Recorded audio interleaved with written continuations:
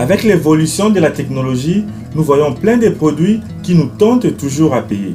Même si nous ne sommes pas dans ces mêmes pays, mais nous pouvons voir ces produits au travers des réseaux sociaux et qui nous poussent à payer ces produits. Alors, dans cette vidéo, nous allons vous parler des 5 techniques que j'ai utilisées pour épargner beaucoup d'argent. Et ici, nous gardons notre meilleure technique à la fin de cette vidéo. Notre 5e technique est la meilleure de toutes les techniques et nous vous demandons de rester jusqu'à la fin de cette vidéo pour en profiter.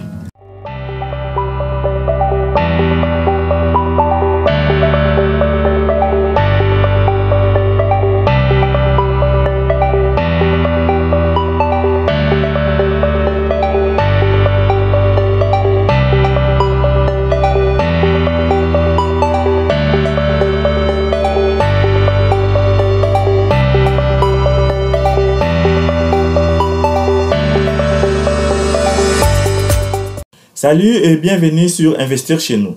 Moi c'est Jami Kakona, je suis ingénieur de formation, entrepreneur et investisseur en Afrique et aux États-Unis.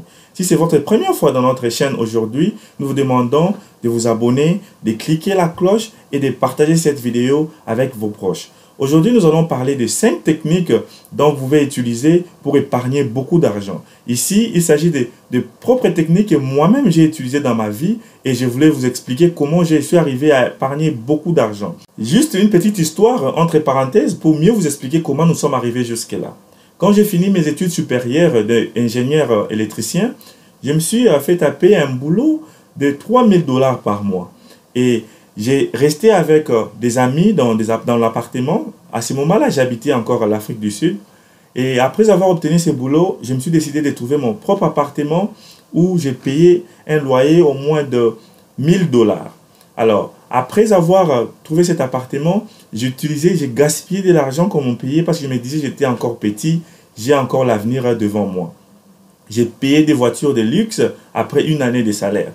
Mais auparavant, je me suis rappelé que je n'avais pas des épargnes et ça m'a vraiment tiqué. Et je me suis dit, qu'est-ce que je devais faire pour ne pas gaspiller de l'argent comme ça?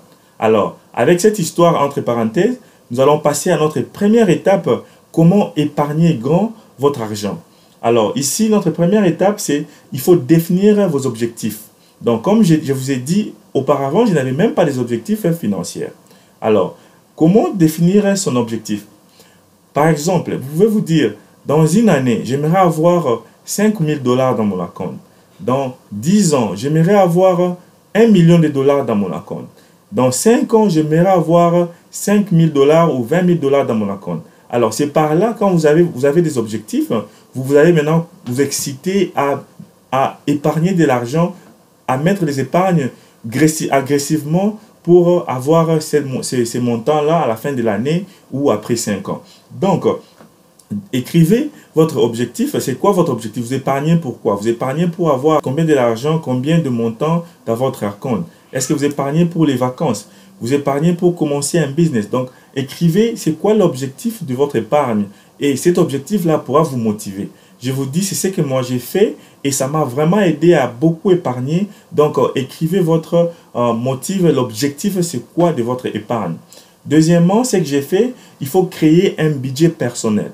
Donc, auparavant, j'ai dépensé de l'argent sans avoir un budget mensuel. Ici, je vais vous demander d'avoir un budget mensuel. Écrivez ça. Il y a même des logiciels qui pourront vous aider à écrire un budget mensuel ou bien un budget annuel.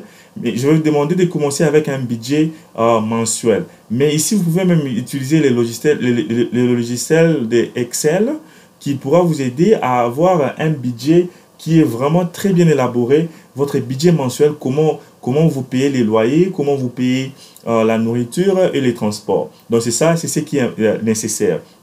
Quand vous avez ces budgets-là mensuels, et qu'est-ce que vous allez faire ici? Vous devez séparer de l'argent. L'argent du loyer, l'argent de tout ce qui est nécessaire, comme par exemple les loyers, les transports et la nourriture, vous les mettez dans un différent compte ou bien vous les sortez de votre compte et vous les gardez en liquide. Et l'argent, par exemple, pour se distraire pendant les mois ou aller pour aller dans des parcs ou dans des restaurants, vous allez mettre cet argent aussi dans un autre compte, ou vous les sortez de votre compte et vous les mettez quelque part. Et si vous arrivez vers la fin du mois et que l'argent que vous avez épargné, ou bien vous avez gardé pour les dépenses comme aller au restaurant ou sortir, les amusements, est terminé, vous n'avez plus le droit de toucher l'argent de l'épargne que vous avez mis à côté pour faire vos dépenses. Et c'est par cette discipline-là que vous saurez comment épargner gros comme moi je l'ai fait au courant des années passées. Alors, notre troisième étape, qu'est-ce que nous avons fait? Nous avons essayé d'augmenter notre revenu. Je vous dis ici, beaucoup de gens ne savent pas cela. Pour beaucoup épargner, il faut essayer d'augmenter votre revenu. Parce que même si vous êtes salarié et vous êtes très mieux payé, donc des fois, les salaires ne suffisent jamais. Donc, il faut augmenter votre revenu. Comment vous pouvez augmenter votre revenu? C'est, par exemple, chercher un autre boulot qui va vous payer mieux que ce que vous avez maintenant. Trouver des business que vous pouvez commencer à part votre salaire. Trouver des activités que vous pouvez faire à part votre salaire principal. Donc ici, l'objectif, c'est d'avoir au moins 4 sources de revenus.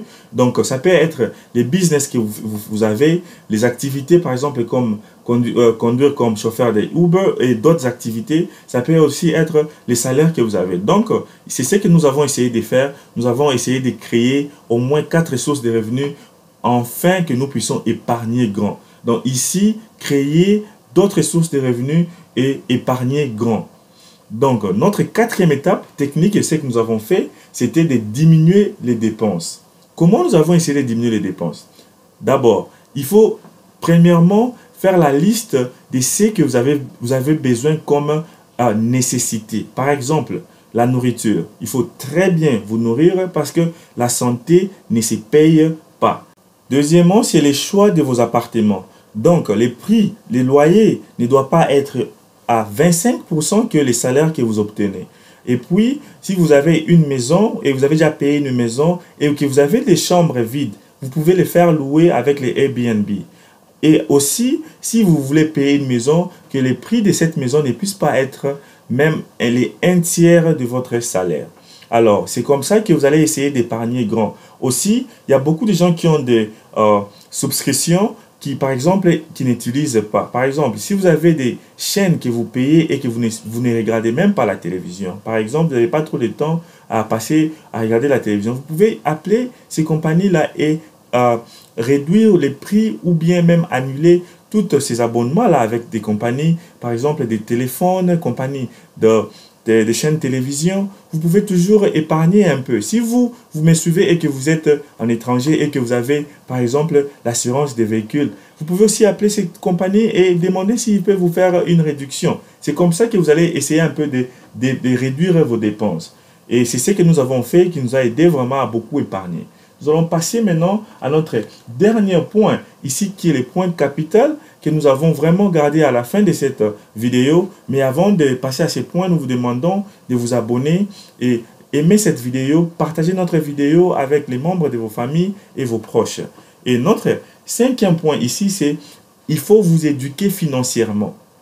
Continuez à vous éduquer car l'éducation financière pourra vous aider à créer d'autres business, à augmenter votre salaire et à épargner grand. Donc cela veut dire quoi? Si vous n'avez pas le temps de lire les livres d'éducation financière, vous pouvez commencer à regarder des vidéos YouTube, comme par exemple nos vidéos sur notre chaîne Investir chez nous. Ça pourra vous éduquer toujours financièrement afin de beaucoup épargner et de continuer à faire beaucoup d'argent. Nous voici alors à la fin de cette vidéo. Nous demandons de nous commenter. Dites-nous si vous avez aimé cette vidéo.